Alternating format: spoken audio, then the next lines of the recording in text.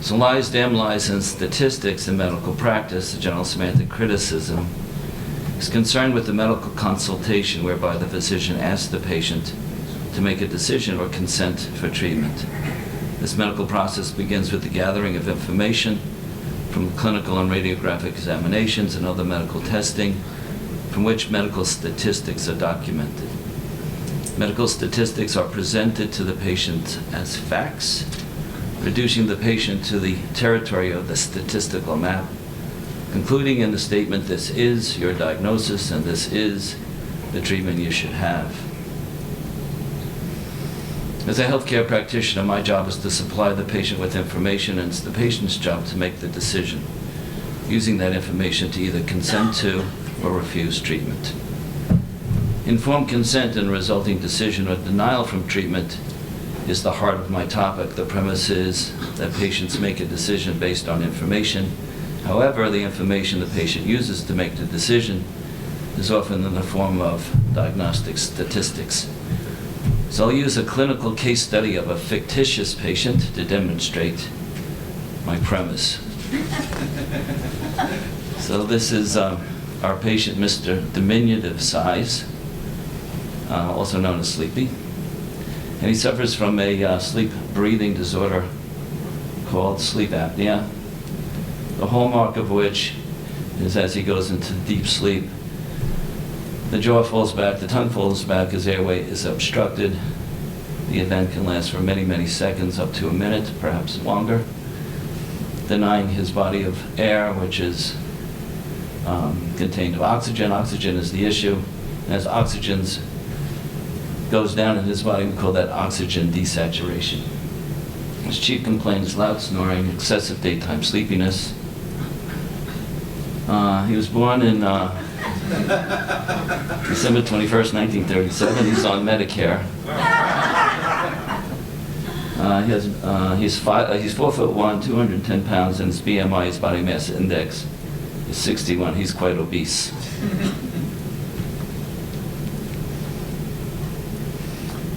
He has some allergies. He has some medical conditions.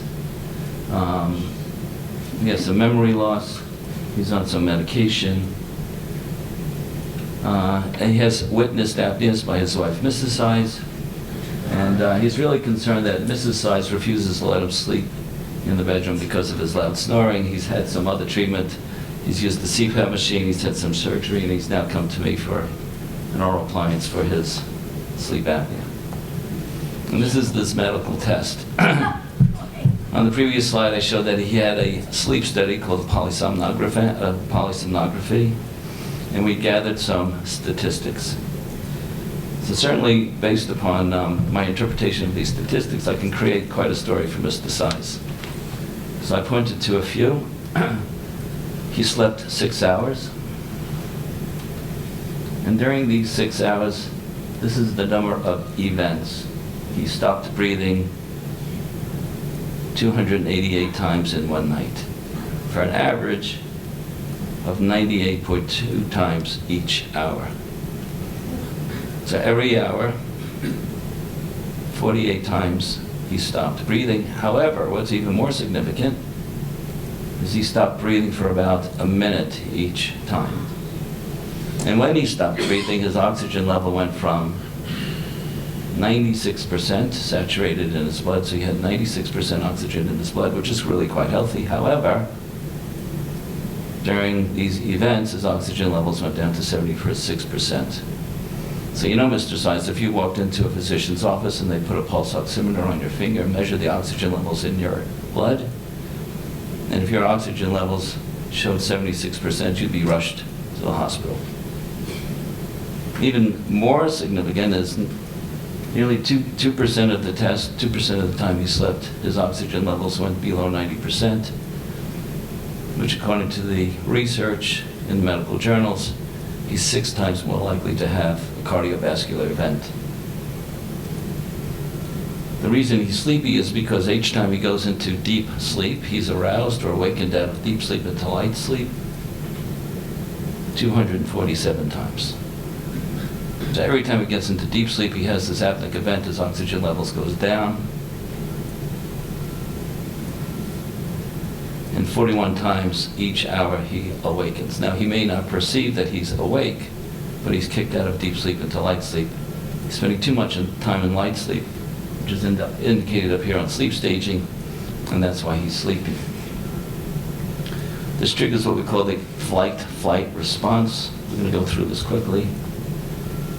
In medicine, we call this the HPA axis, the hypothalamic pituitary adrenal axis. It kicks off some hormones they're called catecholamines. It includes epinephrine, norepinephrine, cortisol. We have an increase in blood pressure, an increase in heart rate, increase in sugars in the blood, releases of insulin, release of serotonin, dopamine, and this is why he's waking up. So we find that because of the result of his sleep apnea, he has the relationship of high blood pressure, heart attacks, Alzheimer's, and so on. You can read them yourself. And he's suffering from irritability, depression, memory problems, and so on. So we can make these clinical conclusions. You know, Mr. Size, according to these statistics, you should be afraid to go to sleep tonight. And Mr. Size, you know, we hear, isn't it lucky he died in his sleep? However, maybe not so lucky. If you have obstructive sleep apnea, and you would receive therapy, maybe we could have prevented his untimely death. And these statistics indicate that you have severe sleep apnea, and I'm recommending that you consent to treatment. So philosophers want to know why things happen. Scientists want to know how things happen, and patients want to know, will it happen? The physician neither knows why nor how nor will it happen, yet the medical practitioner presents statistics as this is you in statistical form. And if you consent to this treatment, you can expect that medical outcome. It is the two-valued cause and effect Aristotelian formulation of the syllogism, if this, then that. Commercial medicine and our Western thinking have reduced the patient to a two-valued system of cause and effect. We need a better system of evaluation, awareness, and decision-making in medical practice.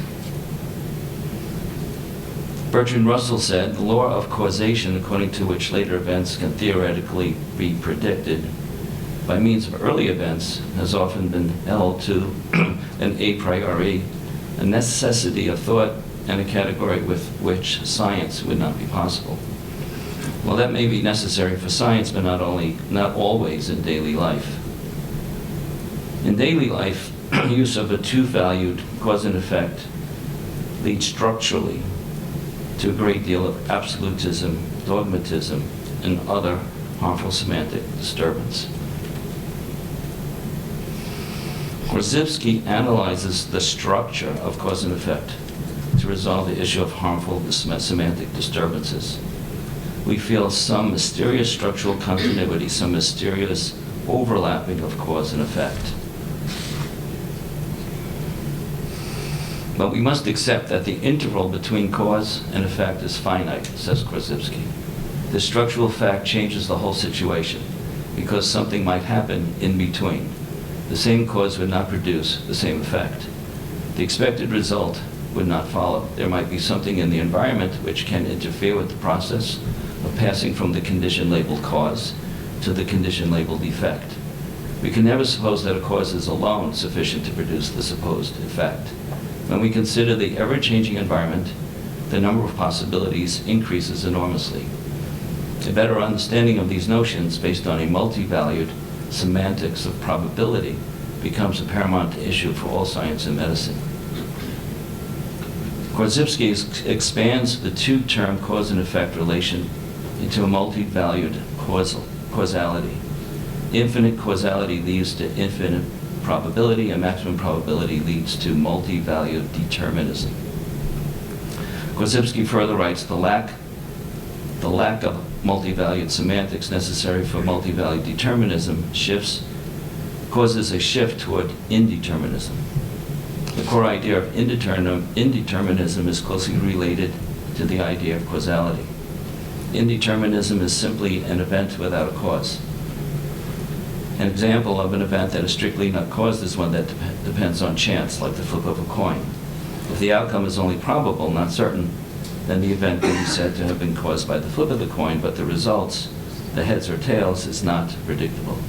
So this causality, which recognizes prior events as causes, is undetermined, and the result of chance, it is the statistical causality.